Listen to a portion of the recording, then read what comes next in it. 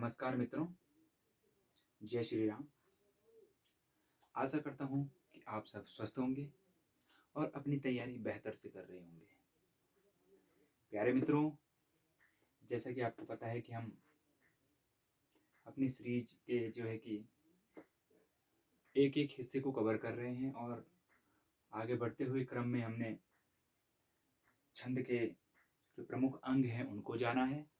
और अब हम छंद के जो प्रकार हैं, जिसमें मैंने आपको प्रमुख रूप से 3 प्रकार के छंद बताए हैं। एक वर्णिक छंद है, दूसरा मात्रिक छंद है और तीसरा मुक्तक छंद है। ठीक है। वर्णिक छंद वे होते हैं जिनमें हम वर्णों की गणना करते हैं, अर्थात जिस काव्य की पंक्ति में हम केवल वर्णों की गिनती करके पता लगाते हैं तो वहाँ पे वर्णिक छंद है। और जहाँ पर मात्रा के आधार पर यानी कि लघु और गुरु, ठीक है, वो पिछली वीडियो में मैंने आपको बताया है, तो आप उसे देखिए और तब आपको समझ आएगा कि लघु और गुरु क्या होते हैं। ठीक है, और बेहतर ढंग से आप समझ चुके होंगे।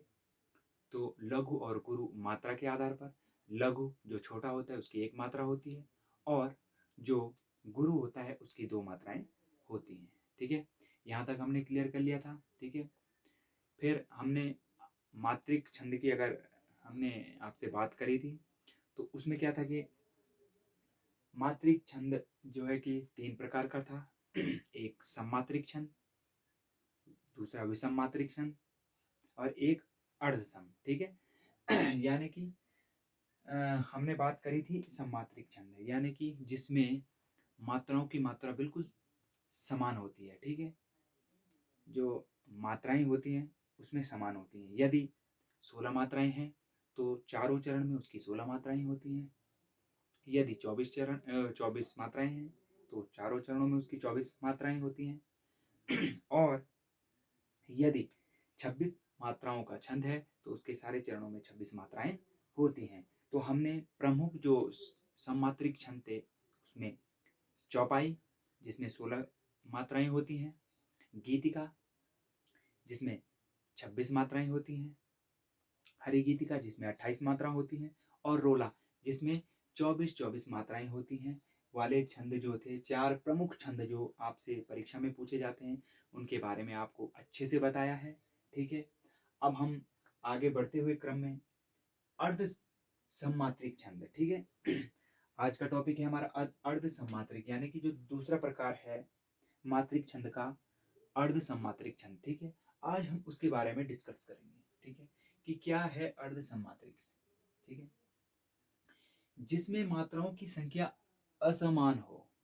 ठीक है, देखिए अभी तक हमने पढ़ा कि समान थे। ठीक है, अगर 16 मात्राओं का जैसे चौपाई छंद था तो उसकी जो चारों पंक्तियां थी उसमें 16 मात्राएं थी और वो जो है कि चौपाई छंद था। ठीक है, वैसे ही गीतिका था। ठीक है, उसमें जो है कि 26 मात्राएं थी, प्रत्येक चरण में उसकी 26 मात्राएं थी। ठीक है, हरि गीतिका 28 और रोला जो कि उसमें भी जो है कि 24 मात्राएं थी। ठीक है, अर्ध सम में क्या होता है कि आधा जो है कि सम मात्राएं हो सकती हैं और आधा विषम हो सकती हैं, यानी कि उसके जो 4 चरण होते हैं। ठीक है, प्रथम, द्वितीय, तृतीय और चतुर्थ। ठीक है, इनके जो 4 चरण होते हैं इसमें क्या होता है, अभी तक तो हमने पढ़ा क्या कि चारों में क्या है, समान मात्राएं होंगी। ठीक है, इसमें भी समान होगी, इसमें भी, इसमें भी, इसमें भी। ठीक है, इसमें क्या 16 मात्राएं होंगी, वो चौपाई छंद था। लेकिन अर्ध सम में क्या होता है कि आधा क्या होता है, जैसे अर्ध सम यानी कि जिसके प्रथम और तृतीय में कितनी होती हैं, हो सकती हैं 13 हो, और द्वितीय चतुर्थ में हो सकती हैं 11 हो। ठीक है, 12 भी हो सकती है। मतलब कहने का तात्पर्य है कि वो समान नहीं होंगी। ठीक है, असमान होंगी। अभी तक तो हमने पढ़ा कि समान थी, लेकिन अर्ध सम में क्या आधा आधा क्या होता है, आधा आधा आधा करके होते हैं। ठीक है, अगर इसमें 13 है तो उसमें क्या होंगी, 11 होंगी। ठीक है, इसमें 4 चरण जो 4 चरण होते हैं तो इसमें जो है कि प्रथम और तृतीय, ठीक है, एक ग्रुप होता है। जिसमें ऑड और इवन होते हैं, ठीक है। एक सम और एक विषम होता है, ठीक है। सम क्या होता है, जैसे विषम क्या है, प्रथम और तृतीय, ठीक है। ये क्या है, एक साथ हैं, और द्वितीय और चतुर्थ क्या है, एक साथ हैं, ठीक है।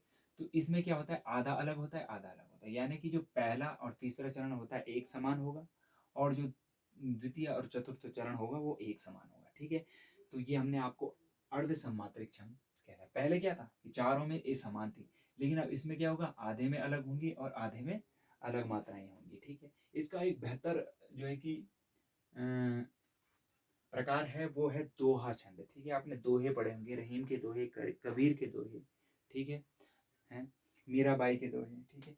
बहुत सारे दोहे, जितने भी दोहे होते हैं वो क्या होते हैं, अर्ध सम्मात्रिक छंद होते हैं, ठीक है।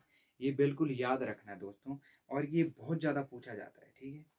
ये जो कि NCERT जो प्रवक्ता लेवल के होते हैं, और ये जो LT बेसिस होते हैं, ठीक है, जो टीचिंग वाले जो क्वेश्चन बैंक होते हैं, जो क्वेश्चन होते हैं, उनमें ज़्यादातर दोहा और सोरठा छंद पूछा जाता है, ठीक है। दोहा चौपाई हो गई, ठीक है। तो मैं आपको केवल मोस्ट मोस्ट जो एग्जाम से रिलेटिव है वो चीज़ें मैं आपको बता रहा हूँ, ठीक है। तो हमारा सबसे पहला अर्ध सम्मात्रिक छंद में आता है दोहा, ठीक है। दोहा का क्या होता है कि जिसके पहले तथा तीसरे चरण में, मैंने अभी बताया ना कि जिसके पहले तथा तीसरे चरण में 13-13 मात्राएं होती, पहले यानी कि प्रथम और तृतीय चरण, ठीक है। अब मैं बताता हूँ चरण, मैंने आपको शुरू में बताया था जब मैं छंद के भाग अवयव आपको बता रहा था कि 4 चरण थे। पहला चरण ये हो गया, ठीक है, दूसरा चरण ये हो गया, ठीक है, तीसरा चरण ये हो गया, ठीक है, और चौथा ये है, ठीक है। 4 चरण मैंने आपको बताए थे, ठीक है। पहला चरण क्या है, मेरी भव बाधा हरो, राधा नागरी सो, जातन की झाई परे, श्याम हरित दुति हो, ठीक है। ये जो है कि विषम चरण है, ठीक है। 1 और 3 विषम संख्याएं हैं, तो इसीलिए विषम चरण। सम चरण क्या हो गया, इसमें 2 और 4, क्योंकि ये सम संख्याएं हैं, ठीक है, तो इसको 2 चरणों में बांटा गया है, ठीक है। तो अब वो क्या कह रहे हैं कि जिसके पहले तथा तीसरे चरण में 13-13 मात्राएं होती है। अब देखो मात्राएं गिनो, ठीक है। मात्राएं गिनना मैंने लघु और गुरु आपको बताया था, तो आप देख लीजिए, ठीक है। ये है क्या है, इसमें क्या है, गुरु है, ठीक है। ये भी गुरु है, ये लघु, ये लघु, ये गुरु, ये गुरु, ये लघु और ये गुरु, ठीक है। आगे बढ़िए, ये गुरु, ये गुरु, ये गुरु, ये लघु, ये लघु, ठीक है, ये गुरु और ये लघु, ठीक है। 2 चरण समाप्त हो गए, ठीक है। अब नीचे आ जाओ, ये गुरु, लघु, लघु, गुरु, गुरु, लघु, नहीं, ये क्या है, गुरु, ये क्या है, लघु, गुरु, ठीक है, ये भी गुरु, क्योंकि आप, मैंने आपको बताया भी था कई बार, जितनी बार मैं वीडियो छंद से संबंधित बता रहा हूँ, तो आपको एक चीज जरूर बता रहा हूँ मैं, क्या कि जो हमारे संयुक्त वर्ण होते हैं वो अपने आप में क्या है, लघु होता है, परंतु वो अपने से पहले वाले वर्ण को क्या कर देता है, दीर्घ बना देता है, ठीक है। तो यहाँ पे ये तो पहले से दीर्घ है, इसीलिए ये, लेकिन अगर यहाँ पे लघु होता तो हमें ये दीर्घ करना पड़ता, ठीक है। तो ये क्या है, लघु, ये पहले से ही लघु है, क्यों, क्योंकि इसमें आ की मात्रा है, ठीक है। ये दीर्घ है भाई, ठीक है।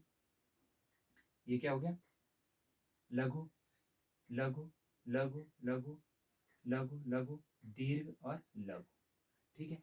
अब हम गिनती कर लेते हैं जिसके पहले तथा तीसरे चरण। अब इसका पहला चरण क्या है, ये बताया ना मैंने, 2 2 2 4 5 6 7 8 9 10 11 12 13, यति है ना, विराम है ना, ठीक है, विराम है ना इसके।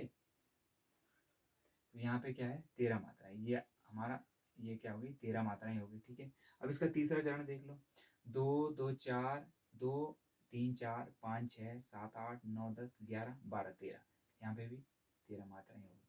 अब इसका सम चरण देख लेते हैं, क्या, 2 और 4 देख लेते हैं, 2 2 4 2 6 7 8 9 10 और 11, ये क्या है, 11 मात्राएं हैं, ठीक है।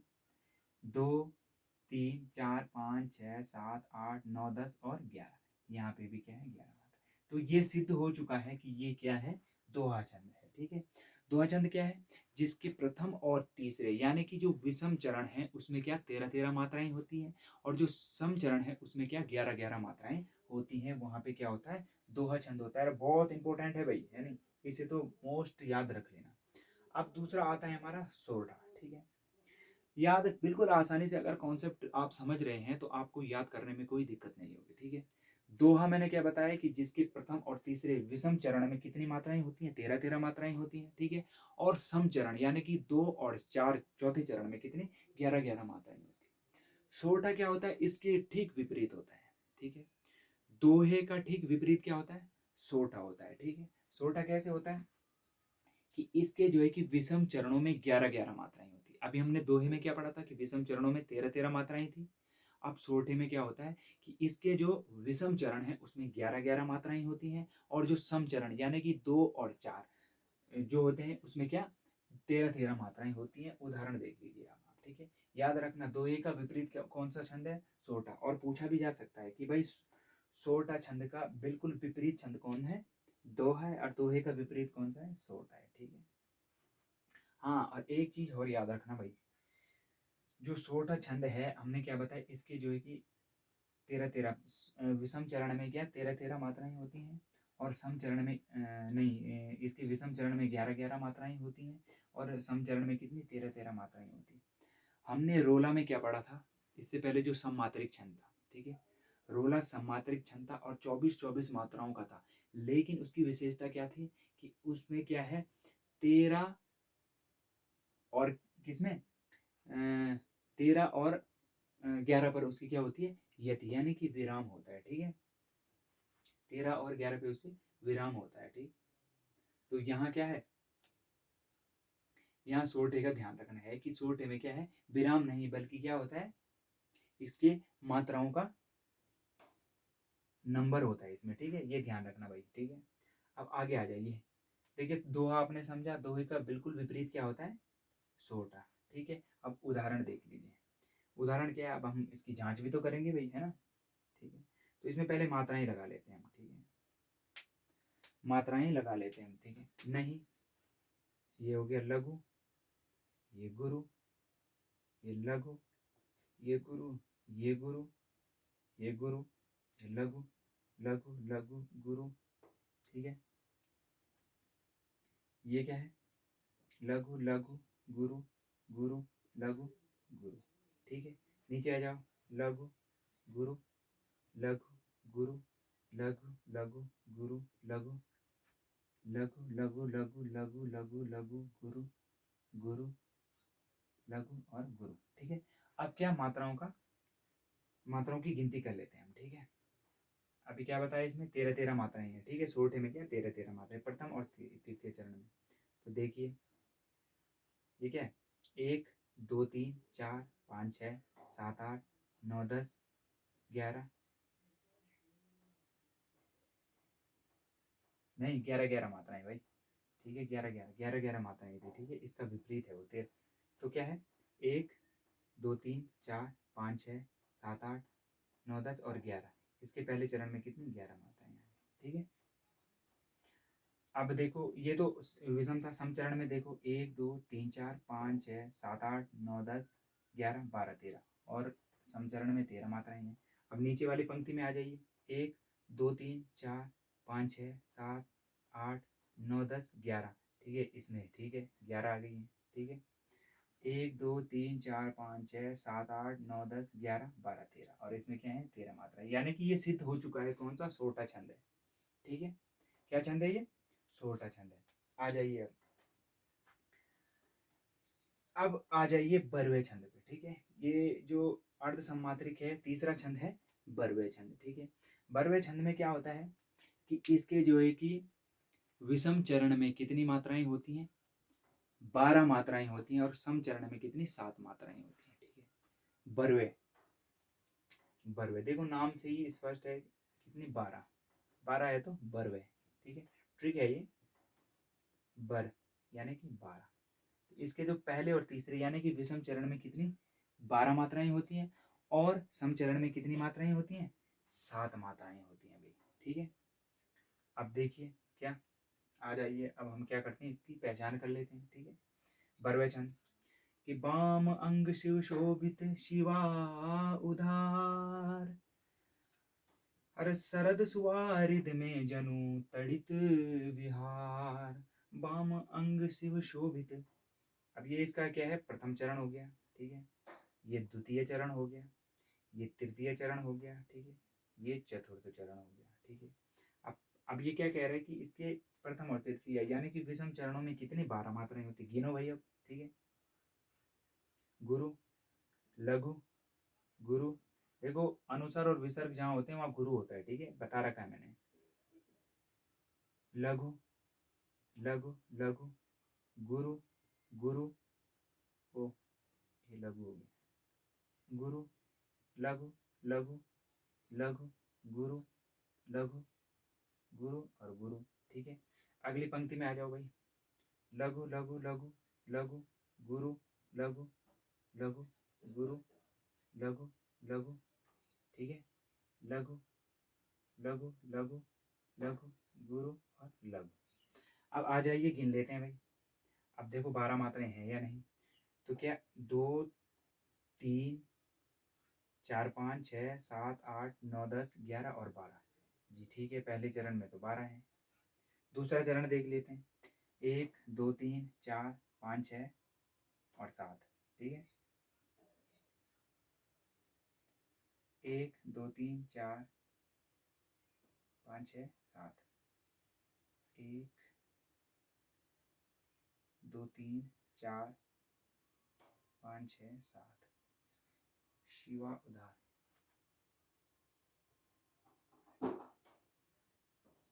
यहाँ पे कुछ गड़बड़ हो रहा है दोस्तों। शिवा उदार, शिवा उदार होगा यार, ठीक है।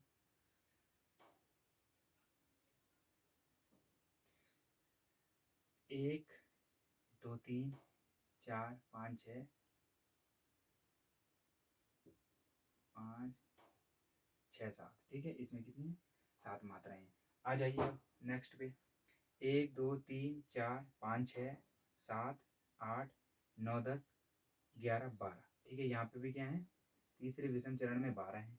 1 2 3 4 5 6 और 7, यहाँ पे भी कितनी है, 7 मात्राएं। यानी कि ये कौन सा है, बरवे छंद है। देखो बरवे छंद का एक उदाहरण जो है कि इसमें याद रखना, बरवे यानी कि 12 12 है तो बरवे है, ठीक है, ध्यान रखना। दोहा में आपने पढ़ लिया कि इसके प्रथम और तीसरे चरण में 13 मात्राएं होती हैं, और जो सम चरण 2 और तीसरे में कितनी 11 मात्राएं होती हैं, ठीक है। इसका डायरेक्ट अपोजिट क्या है, उल्टा क्या है, सोहटा छंद है, ठीक है, जिसके प्रथम और तीसरे में 11 होती हैं और दूसरे चौथे में कितनी 13 मात्राएं होती हैं, ठीक है। अब आ जाइए चौथा जो अंतिम छंद है विषम मात्रिक में, वो क्या है, उलाला, ठीक है, उलाला है, ठीक है। इसके जो पहले और तीसरे चरण में कितनी 15 मात्राएं होती हैं, दूसरे और चौथे चरण में 13 मात्राएं होती हैं, ठीक है, जो कि सम चरण है। पहला है, दूसरा, तीसरा और ये क्या है, चौथा है, ठीक है। अब चलो गिनती कर लेते हैं, ठीक है। क्या कह रहे हैं, ये पहले और तीसरे चरण में 15 मात्राएं होती है। देखो ये तो गुरु है, ये लघु, लघु, लघु, गुरु, लघु, गुरु, गुरु, लघु और गुरु, ठीक है। लघु, लघु, गुरु, लघु, लघु, गुरु, गुरु, लघु और ये क्या है, गुरु, ठीक है। अगले तीसरे चरण में आ जाइए, आपके तीसरे, ये लघु, लघु, गुरु, देखो यहाँ पे चंद्र बिंदी थी, यहाँ पे क्या होना चाहिए था, लघु, लेकिन क्या है, आगे मात्रा भी, इसलिए ये गुरु है, ठीक है। ये लघु, ये लघु, गुरु, लघु, लघु, गुरु, लघु, गुरु, ठीक है। अब यहाँ आ जाइए, लघु, लघु, गुरु, गुरु, लघु, लघु, लघु, लघु, लघु, लघु और लघु, ठीक है। अब गिन लेते हैं, ठीक है। 2 3 4 5 6 7 8 9 10 11 12 13 14 15, ठीक है। यहाँ पे क्या है, 15 है, ठीक है। प्रथम चरण में क्या है, 15 है। 1 2 3 4 5 6 7 8 9 10 11 12 13, और यहाँ पे क्या है, 13 है, ये भी ठीक है। 1 2 3 1 2 3 4 5 6 7 8 9 10 11 12, ठीक है, 13 14 15, ठीक है। ये क्या है, 15 है, ये भी ठीक है ना। 1 2 3 4 5 6 7 8 9 10 11 12 13, और ये भी क्या है, ठीक है, यानी कि यहाँ पे क्या है, उलाला है कि हे शरण दायिनी देवी तू, करती सबका त्राण है, सब भांति सुशासित हो जहाँ, समता के सुख कर नियम। ठीक है, तो यहाँ पे क्या है, उलाला छंद है। ठीक है, ये क्या हो गया, अर्ध सम्मात्रिक छंद आपके कंप्लीट हो गए। एक बार और क्लियर कर ले जी, देखो अब क्या है कि दो, अब मैं एक ट्रिक बता रहा हूँ आपको इनको याद करने की। जैसे पिछली बार हमने कौन सी ट्रिक बताई थी आपको भाई, अर्ध, ये अर्ध सम्मात्रिक है, सम्मात्रिक में हमने कौन सी ट्रिक बताई थी आपको, क्या कि चौपाई ने गीतिका और हरिगीतिका को क्या बना दिया, इन दोनों का क्या रोल बना दिया था। सम्मात्रिक छंद था ना वो, जिसमें समान मात्राएं थी।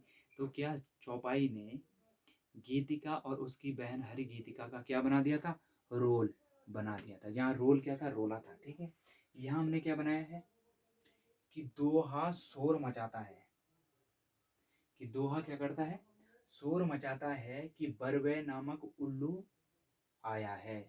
ठीक है, कि दोहा शोर मचाता है कि बरवे नामक क्या आता है, उल्लू आया है। क्या आया है, बरवे नामक उल्लू आया है। दोहा शोर मचाता है, यानी कि दोहा छंद। ठीक है, सोरठा, शोर, शोर का क्या है, सोरठा आ गया। ठीक है, बरवे तो बरवे आ गया, बरवे नाम का उल्लू है भाई, और उल्लू का क्या है, उलाला छंद है। देखो ये केवल अन्यथा न लें, ये केवल याद करने के लिए मैं आप लोगों को बता रहा हूँ। अगर वैसे याद हो जा रहा है तो अच्छी बात है, नहीं हो रहा है तो इस तरह से याद कर सकते हैं आप। ठीक है, अपने अपने मेथड है। ठीक है, तो दोहा क्या है, एक छंद आपको याद कर लो कि दोहा क्या है कि इसमें इसके प्रथम और जो विषम चरण में कितनी 13 मात्राएं होती है, और सम चरण में 11 मात्राएं। इसके अपोजिट सोठा छंद में क्या है कि इसमें इसके प्रथम और तृतीय चरण में कितनी 11 मात्राएं होती हैं, और सम चरण यानी कि दूसरे तीसरे चरण में कितनी मात्राएं होती हैं, 13 मात्राएं होती है, यानी कि इसका अपोजिट है वो। ठीक है, बरवे क्या है, बरवे क्या है, बरवे देखो सीधा है क्या, 12।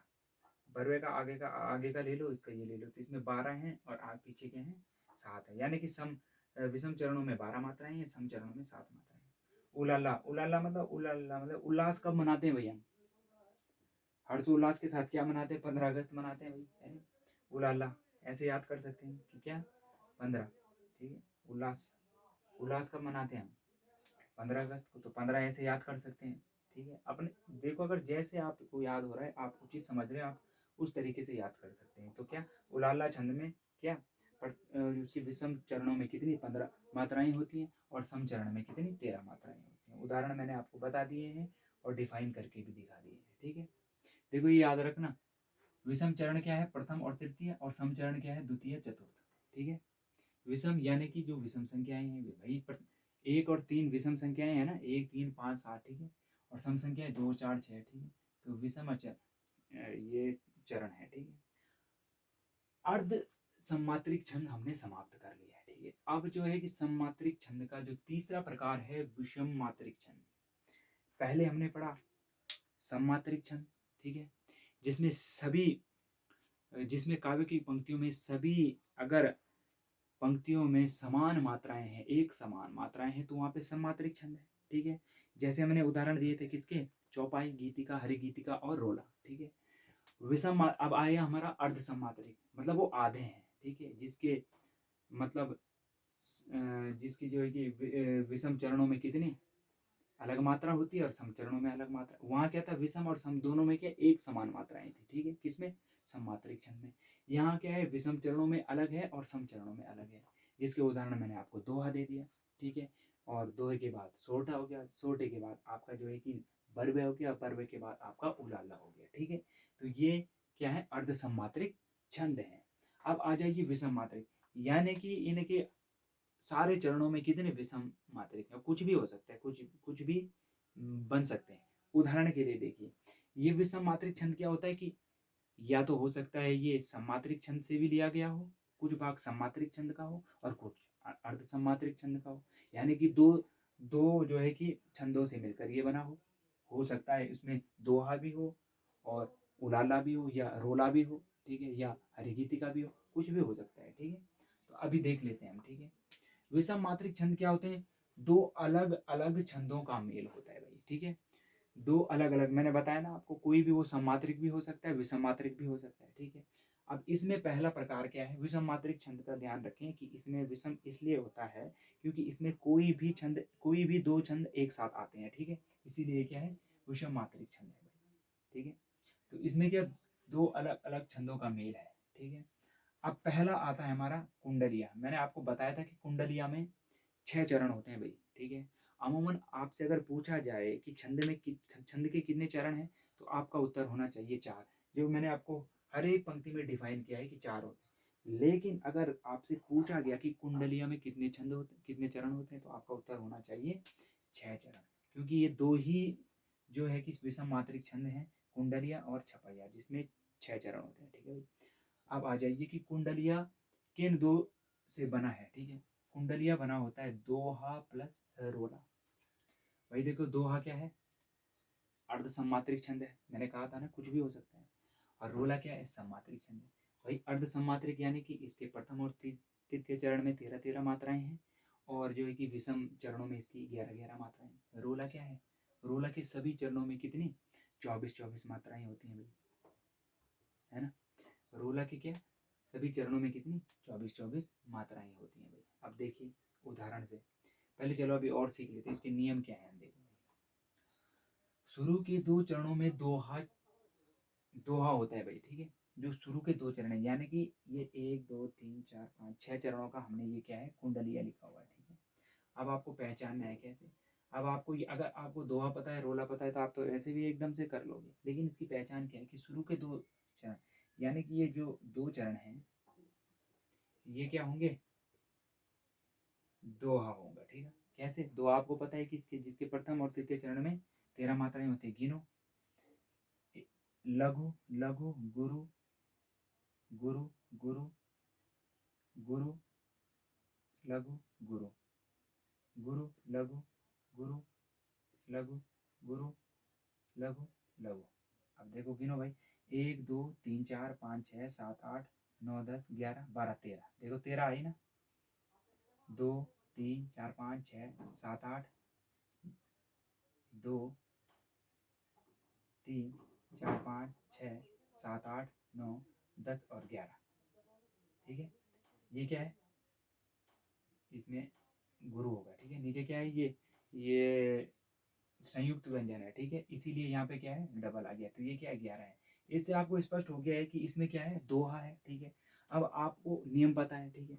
आगे नीचे आए, अब हमें इसको क्या देखना है, अब इसमें रोला पहचानना है भाई, ठीक है। आगे फिर आगे का नियम देखो, और प्रथम 4 चरणों में रोला होता है भाई। अब जो ये 4 चरण है, इसमें रोला होगा, पहली पंक्ति से स्पष्ट कर देना है, ठीक है। गुरु लघु लघु गुरु गुरु गुरु, क्योंकि यहाँ वो है, ठीक है, संयुक्त व्यंजन है, इसीलिए ये गुरु होगा। लघु लघु गुरु गुरु गुरु गुरु गुरु और गुरु। अब आ जाइए भाई, क्या सभी चरणों में रोला में क्या था, 24 मात्राएं थी भाई। अब देखो गिनो, 2 3 4 5 6 7 8 9 10 11 12 13 14 15 16 17 18 19 20 21 22 23 24। आपको पता लग गया ये कौन सा है, रोला है। तो भाई पहले आप सीधे बता दोगे कि ये कौन सा है, कुंडलिया है। आप बता भी सकता है इससे, ठीक है। अब आगे देखो, अंतिम जो दोहे का अंतिम चरण है, रोला का प्रथम चरण होता है भाई। दोहे का अंतिम चरण कौन सा है, हंस घरेलू गिद्ध, है ना। इसका जो है कि अंतिम चरण कौन सा है, रोले का क्या होता है, दोहे का अंतिम चरण रोले का प्रथम है। अब रोले का प्रथम क्या है, हंस घरेलू गिद्ध। घर का जोगी जोगना, आन गांव का सिद्ध, बाहर का बस हंस है, हंस घरेलू गिद्ध। हंस घरेलू गिद्ध, देखो ये दोहे का जो अंतिम था वो क्या है, रोले का क्या हो गया, प्रथम हो गया, ठीक है। हंस घरेलू गिद्ध उसे पूछे न कोई, जो बाहर का होई अंदर व्याप्त सोई। चित्त वृत्ति यह दूर, चित्त वृत्ति यह दूर, कभी ना किसी को होगी, बाहर की धक्के खाएगा घर का जोगी। और अंतिम क्या है कि अंतिम तथा पहला पद समान होता है भाई। देखो घर का जोगी लिखा हुआ है ना, तो इसका अंतिम भी क्या होगा, घर का जोगी ही होगा। इसका ये कुंडलिया का नियम होता है, ठीक है। क्या होता है, कुंडलिया का नियम होता है। देखो पहला नियम इसका क्या है कि इसके जो प्रथम 2 चरण, जो इसका प्रथम 2 चरण है उसमें दोहा होगा, और जो 4 चरण है उसमें क्या होगा, रोला होगा, ठीक है। जो दोहे का अंतिम पद होगा वो रोले का प्रथम पद होगा, और जो और ये छंद कुंडलिया जो छंद है जिस पद से शुरू होता है उसी पे समाप्त होता है भाई, ठीक है।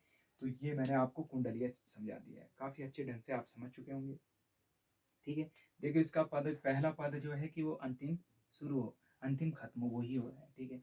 इसका जो दोहे का अंतिम है वो रोले का क्या है, प्रथम है, ठीक है। समझ गए आप, यहाँ तक क्लियर हो गया। और ये क्या, विषम मात्रिक छंद है, ठीक है। इसमें जो है कि विषम विषम से इसमें अलग होगा और उसमें अलग होगा, ठीक है, अलग अलग छंद होंगे, ठीक है। अब आ जाइए, दूसरा है विषम मात्रिक छंद में, ये दो ही है, ठीक है, मोस्ट है जो पूछे जाएंगे। छपैया, नाम से ही है कि इसमें 6 चरण है भाई, छपैया। अब ये जो है कि दो, ये भी जो है कि दो छंदों से मिलकर बना है भाई, एक तो रोला एक उलाला। अब रोला तो आपको पता है इसमें 24 मात्राएं होती हैं, उलाला का आपको पता है भाई इसमें 15 इसमें विषम चरण में 15 मात्राएं होती हैं और सम चरण में 7 मात्राएं होती हैं, ठीक है, ये आपको पता है। जो 4 चरणों में रोला होता है, जो प्रथम 4 चरण होंगे उनमें रोला होगा, अर्थात 24 मात्राएं होती है, गिन लेते हैं भाई, देख लेते हैं। एक ये जो है लघु, लघु गुरु, लघु लघु गुरु, लघु गुरु, लघु गुरु, लघु लघु लघु लघु गुरु, गुरु लघु गुरु और गुरु। अब गिन लेते हैं, 1 2 3 4 5 6 7 8 9 10 11 12 13 14 15 16 17 18 19 20 21 22 23 और 24, ठीक है।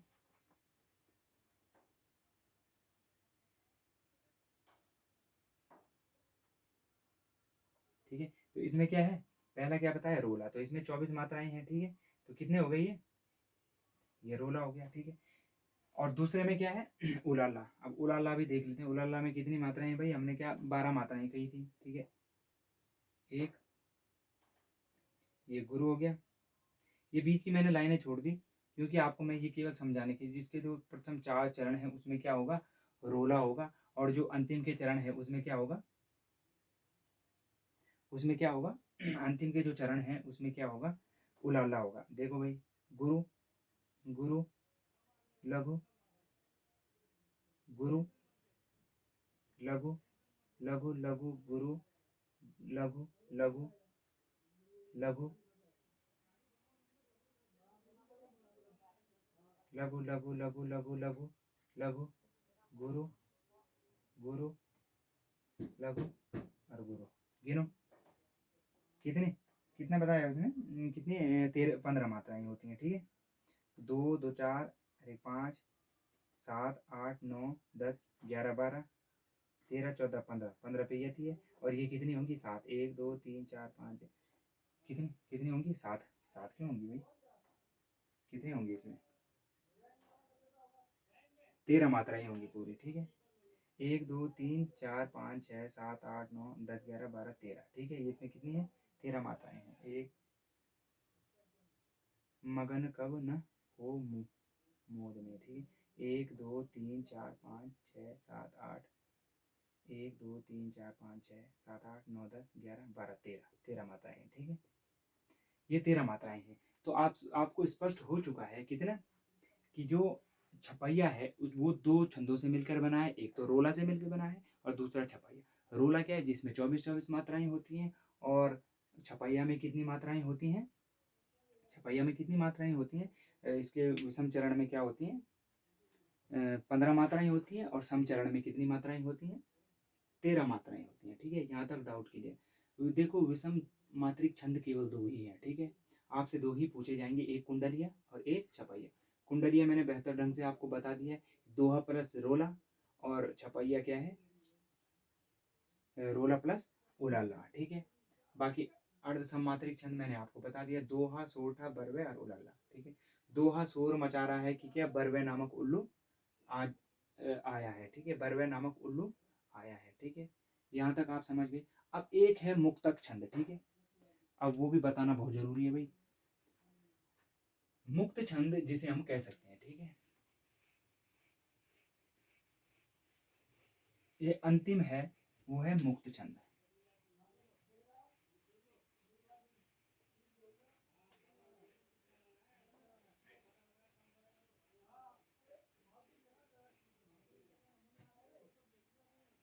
ठीक है, कौन सा छंद है? मुक्त छंद है भाई। पहला हमने क्या पढ़ा? वर्णिक, जिसमें वर्णों की गणना होती है, मात्रिक, जिसमें मात्राओं की गणना होती है, और एक है मुक्तक। ठीक है,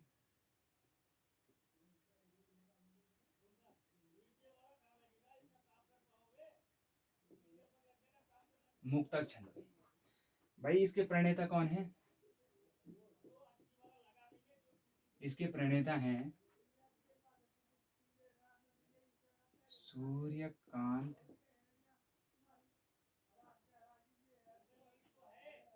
त्रिपाठी निराला। ठीक है, इसके जो प्रणेता हैं सूर्यकांत त्रिपाठी निराला। निराला जी जो है कि साहित्य, जो हिंदी साहित्य में छायावाद हुए हैं उसके एक स्तंभ माने जाते हैं। ठीक है, छायावाद के 4 स्तंभ है, आपको पता है। ठीक है, जयशंकर प्रसाद, ठीक है, सुमित्रानंद, जयशंकर प्रसाद, सूर्यकांत त्रिपाठी निराला, सुमित्रानंद पंत और महादेवी वर्मा। तो जो ये दूसरे स्तंभ हैं छायावाद के, सूर्यकांत त्रिपाठी निराला जी हैं। ठीक है, इनका जन्म हुआ था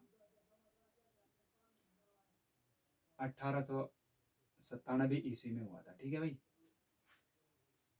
1897 ईस्वी में इनका जन्म हुआ था। और इन्होंने जो है कि एक लिखा था जूही की कली। ठीक है,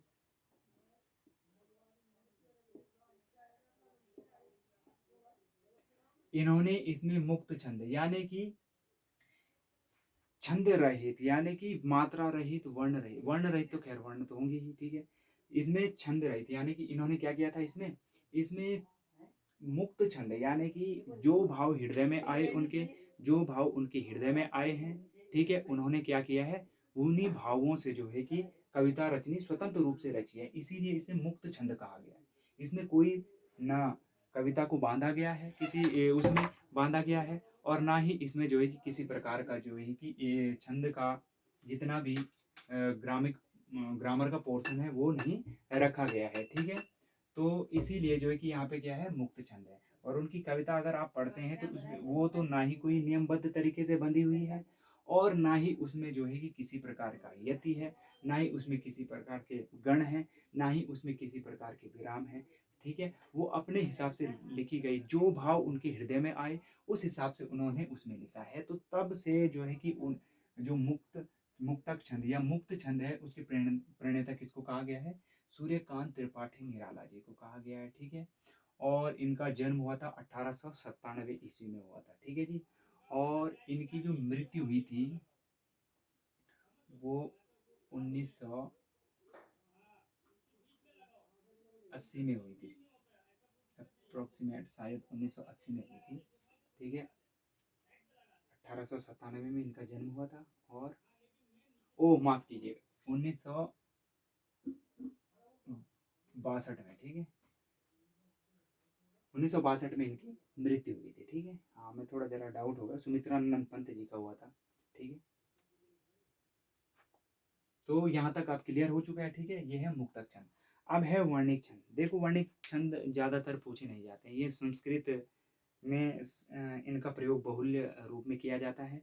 ठीक है, तो वर्णिक छंद के मैंने आपको पहले ही बताया कि वर्णिक जो छंद है वर्णों के आधार पर, ठीक है, वर्णों के आधार पर इनकी गिनती होती है। इसमें जैसे कि भुजंग प्रयात हो गया, मालिनी है, मालिनी जो है कि 15 वर्णों का आई थिंक है ना, मालिनी हो गया, है ना, और उपेंद्र वज्रा हो गया, इंद्र वज्रा हो गया, है ना। इसकी वीडियो एक छोटी सी शॉर्ट वीडियो मैं डालूंगा, हालांकि इतना जो है कि महत्वपूर्ण नहीं है वो, जितना मैंने आपको बताया वो बहुत महत्वपूर्ण है। और ये जरूर याद रख लेना भाई, मुक्त छंद के प्रणेता हैं सूर्यकांत त्रिपाठी निराला।